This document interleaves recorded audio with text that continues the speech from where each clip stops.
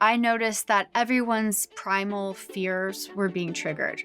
And I started on social media seeing this story of persecution of Black people in our country.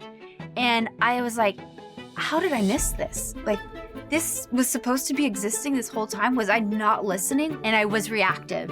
And I think my primal fear was tapped into feeling like I missed something, right? I want to help. I want to be a part of. I want to support. You know, that it is true. There's not a lot of Black people in my industry. Why is that? Is it because of systemic racism? And you start sort of questioning things through a narrative that's being thrown at you through social media.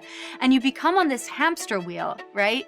And it's post a Black square, don't post a Black square. You should have posted with this. Do you use this hashtag? Don't use this hashtag. And you're like, I just want to do the right thing, you know? And you get into this mania of like showing up at the march and then, wait, we shouldn't be there because COVID, and then, but you don't care, you're supposed to be silent. As a white person, you don't say anything, you just listen. And there was this moment where I signed my name onto a change.org petition to get someone out of prison who had no idea what they had done. I didn't know the evidence, I didn't look into any of his history or story, and I wrote my name to get him out. And I was like, this is not right. There's no thinking going on. And none of it made sense, but it was enough for me to question the narrative. And once I started looking outside and seeing the destruction, and now this whole defund the police movement, like the people that are hurting the most are the same people that you pretend to be caring for.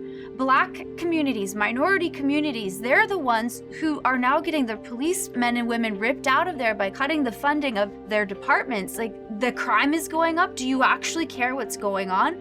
Our streets are on fire. Why isn't anyone saying anything? And I kept looking around, waiting for someone to be like, hey, this is weird, guys. Let's just take a moment. And no one was. And I felt like I had to do it. I kept calling my dad and saying, this is wrong. Like, what's happening is wrong. I really feel compelled to say something. And as you know, my dad's raised me since I was 5 years old to be this warrior. And I had to speak out, and he encouraged me to do just that. And my only regret through all of this is not having done it sooner. The night that I came out and put a video up, that evening, it was all the way in the UK, and it immediately went around like a wildfire on the internet and was on every sort of like rag mag platform, Perez Hilton and every other one, saying that I was, you know, a white, out of touch, privileged has-been, whatever, all these things that I knew were gonna be coming at me. Interestingly, my inbox was filled from messages of agents thanking me for speaking out, and that they could never do that, and that they wish they could.